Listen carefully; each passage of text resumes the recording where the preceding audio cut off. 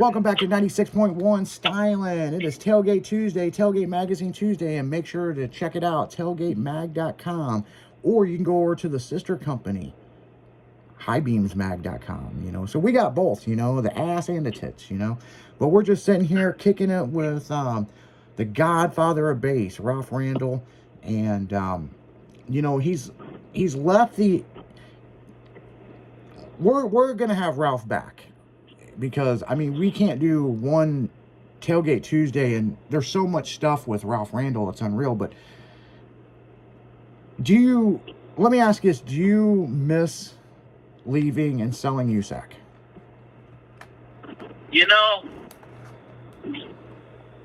Sometimes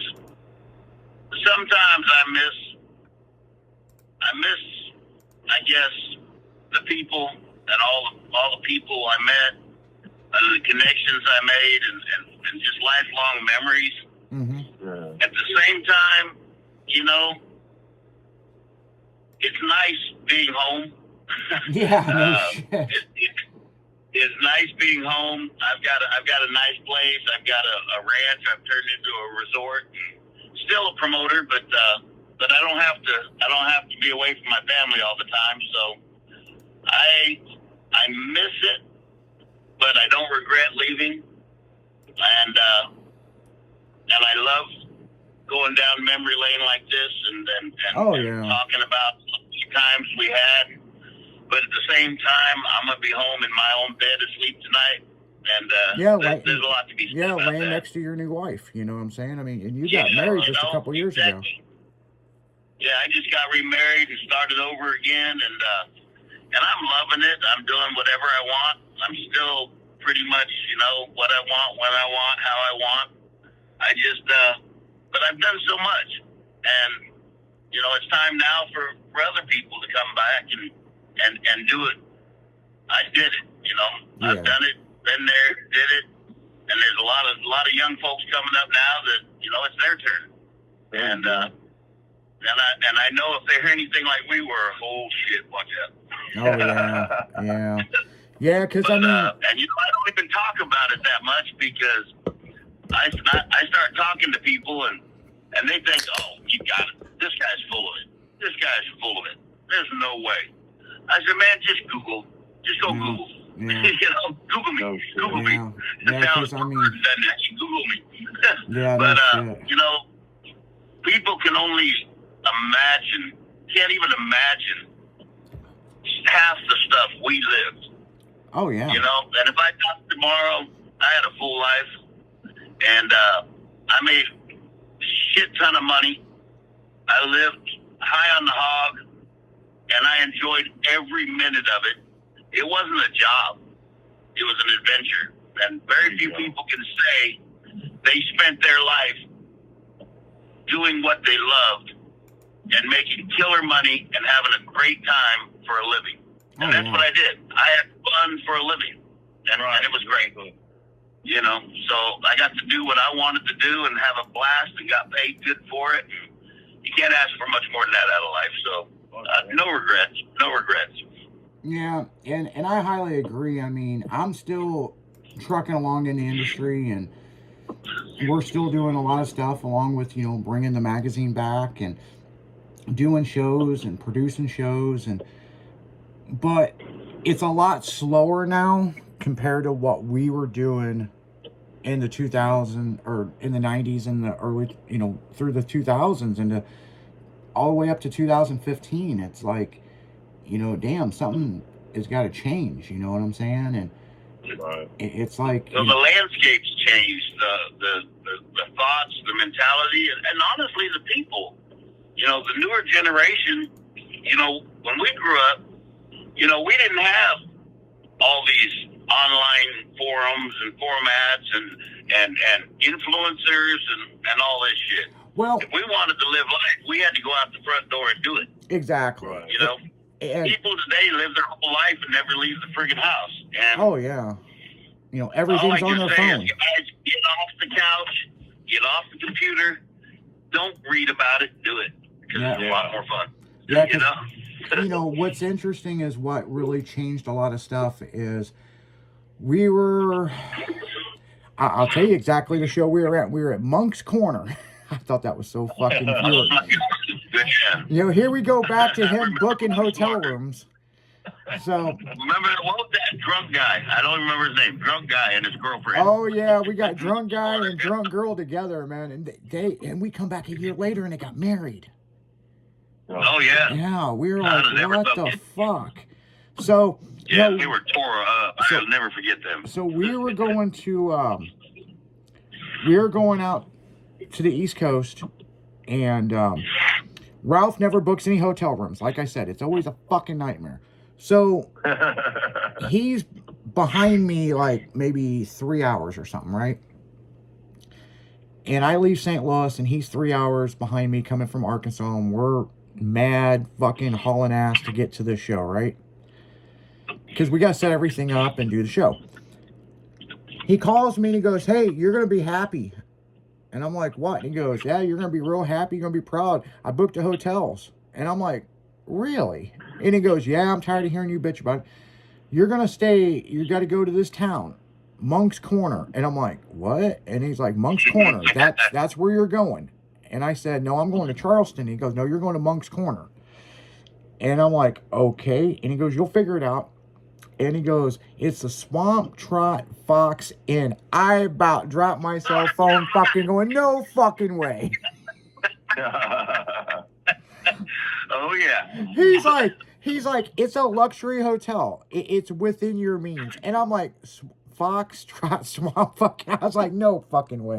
And, That was the name, no shit. The yeah, Fox, no shit. Yeah, Foxtrot Swamp Hotel. Yeah, so we so back then we didn't have GPS back then. So you had to stop and you know, try to find Wi-Fi and MapQuest it. So we get to this place and it's a nice hotel.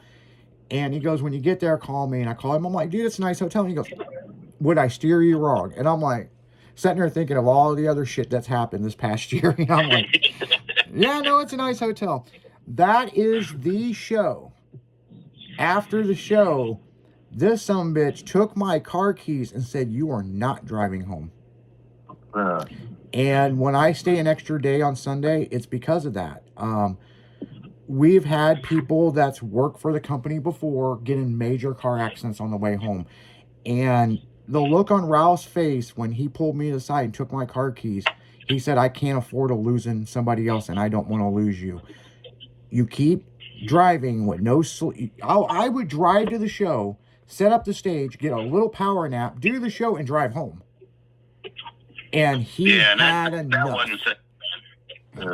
He had enough of this shit. And so I just said, fuck it. He goes, I paid for the room. We're going to go get something to eat. And you are going to change and go out to eat with us. And I think that's the first time I ever told Ralph, yes, sir. I was like, yes, sir. I'm dead ass tired. And man, I had a good sleep, man. We ate real good. We had a good night's sleep. And then we followed each other out. I know another one that it clicks in my mind. Remember when we were in Maryland and we were coming down the highway and we could smell the subway? Oh. We had to fucking pull over. We pulled over and I was in that pink OBS truck and Ralph was in the 650, pulled in behind me. I'm like, everything okay? And he goes, man, I'm just hungry for Subway. And there's a Subway. These motherfuckers was blowing with a big industrial fan towards the highway to make you hungry coming through the mountains. It worked. It fucking worked. It worked. I was like, yeah. Once me and Ralph figured out what they were doing, Ralph's like, man, that's the shit that they do at Disney World. You know? Hell yeah, man. Marketing.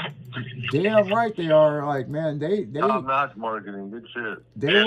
they were smart by their fucking tactics because we I ain't mad at you. yeah, we stopped, man. I mean, we had to get Subway. I mean, and there's just so many other shows. You know, I'm gonna tell you somebody I miss, and I don't know if he's still alive. The guy that did Oklahoma Spring Jam, Woody. Woody, you know what? I know the show doesn't happen anymore. No. That was in somewhere in where in the heck was that? It was on the interstate between Dallas and Oklahoma City, somewhere in there. Can't remember the town, but I know where you're talking about. Yeah, I'm trying to think of the name of the town too, because the name of the town, it wasn't Tulsa. It was like Durant or somewhere down there. I don't know. Yeah. Man, that guy was such a cool guy. I really like that guy. You know. And it was a pretty good show. It wasn't a bad show. No, that's the show where. Remember, you weren't at the show. You were at another show that weekend, but Darville was with us. And who was the guy from Texas? God damn, I was just talking about this guy the other day. The guy he's a good friend of ours. The guy from Texas that was the pro competitor for DB Drag. He was in the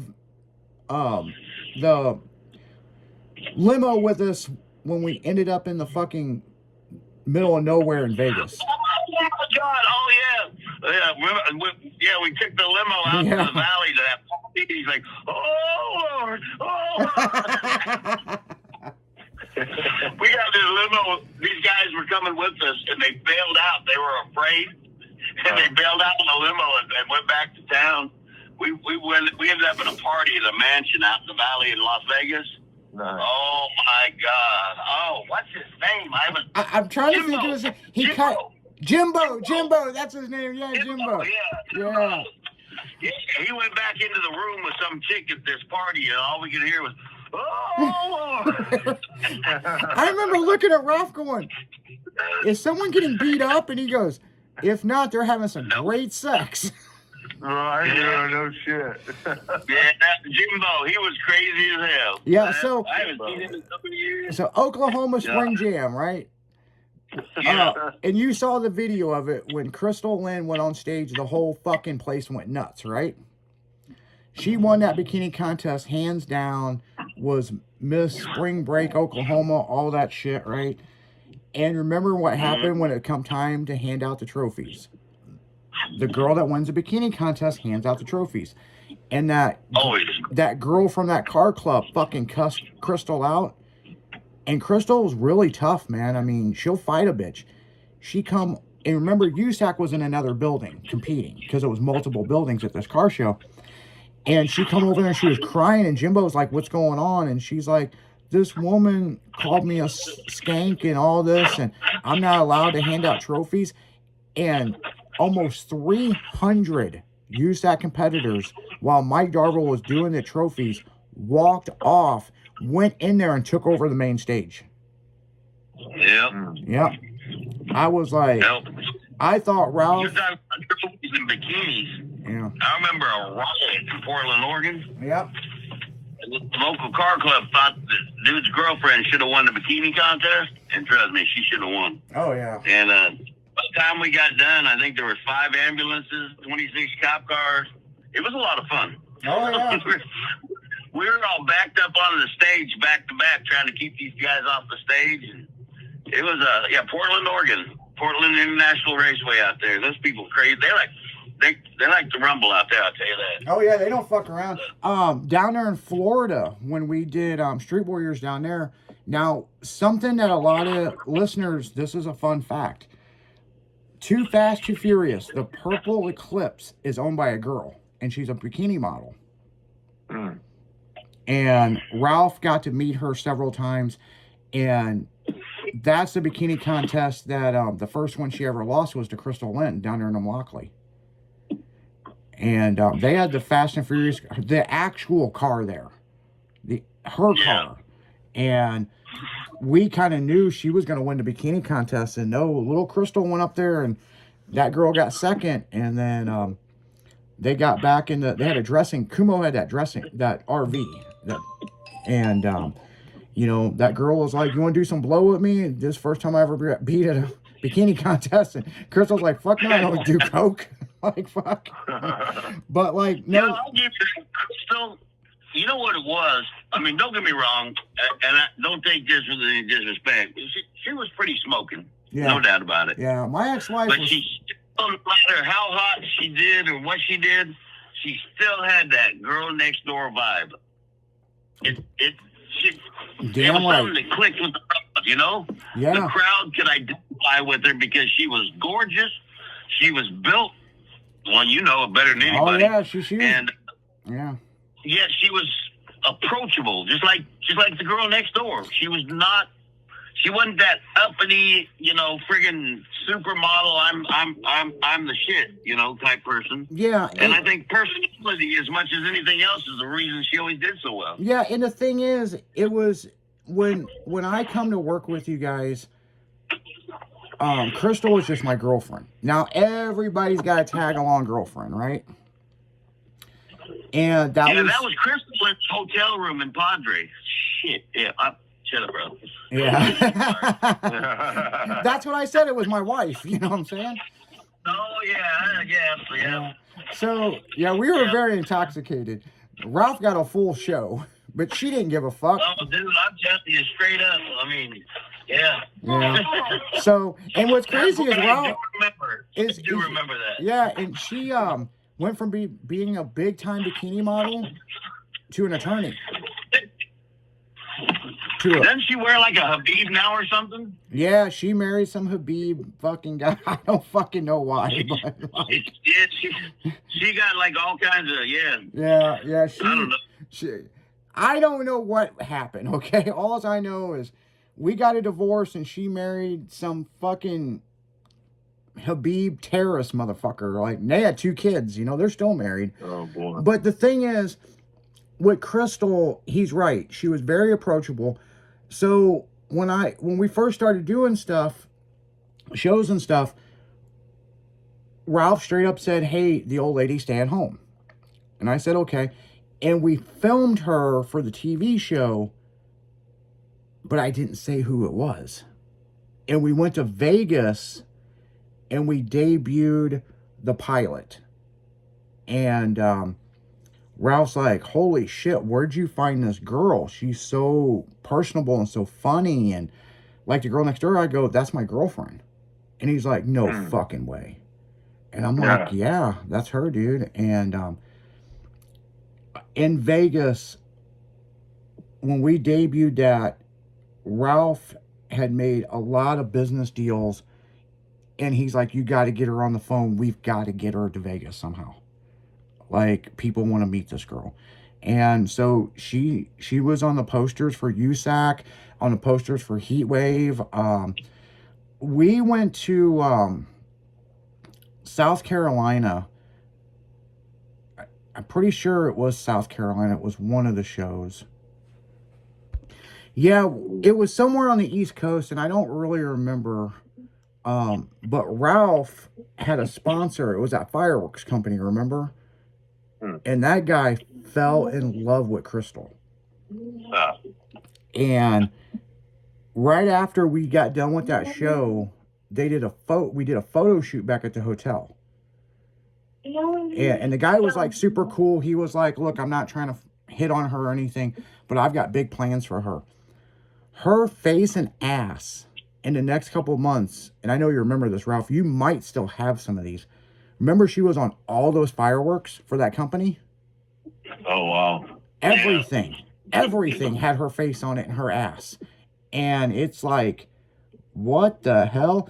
And I remember Ralph was like, "Maybe I should have negotiated a better deal." But she was so excited that she was on all this shit. And then they paid her to do those commercials and then go to those fireworks stands and sign autographs. And nobody knew who she was at first. You know? That's how it happens, man. And she she was big time. I mean, even she wasn't in the porn industry, but her fan base was massive. And then when we did 2010, we did the porn convention. She went in there and beat the fuck out of Alexis Texas in the oil wrestling ring, and that was wild. So yeah, but Ralph, it was great having you on the show. We're gonna have to do this again. Yeah, for sure, man. Absolutely. I hadn't thought about half this stuff half a dozen years. Yeah, we're definitely gonna have to get together and do a lot more stuff. I'll tell you what. I know it's radio, but I'll tell you what. Next time I've got some pictures. I'll send to you. Mm-hmm. Yeah, some of them you might want to have. some of we probably need to. Did you get one of your old Blackberries to charge or something? No, what it was is I don't know what happened. I was on the computer working one day, and all of a sudden this thing comes up and says, "You've got memories." I'm like, "Memories?"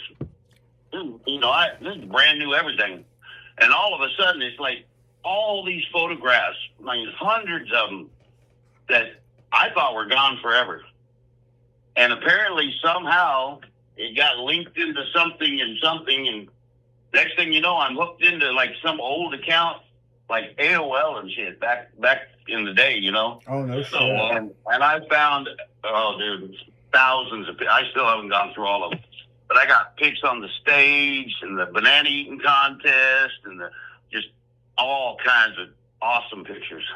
Oh yeah. You know, one of my favorite ones was when we would do that homemade tattoo contest with the models.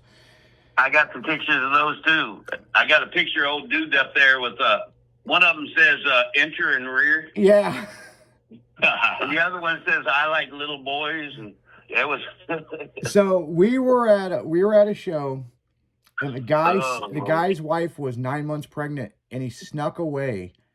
The wife was getting ready to have a baby, and he snuck away just to come to the show. And his buddy got him to do that homemade tattoo contest, and it's where the girls draw on the guy's chest, and then we turn them around and have fun. You know, which one's the funniest, right? Then we tell him it's permanent marker. Remember, that guy was freaking the fuck out. Oh, yeah. You got to get this off said, me. Don't worry about it, man. It's not like this is going to be on YouTube for at least another 10, 15 minutes. You got plenty of time. Yeah, I know, right? Like, yeah. And what's crazy about that is that the guy won. He didn't give a fuck about the price. He wanted the shit off of him. So everybody's trying to help him get it off of him.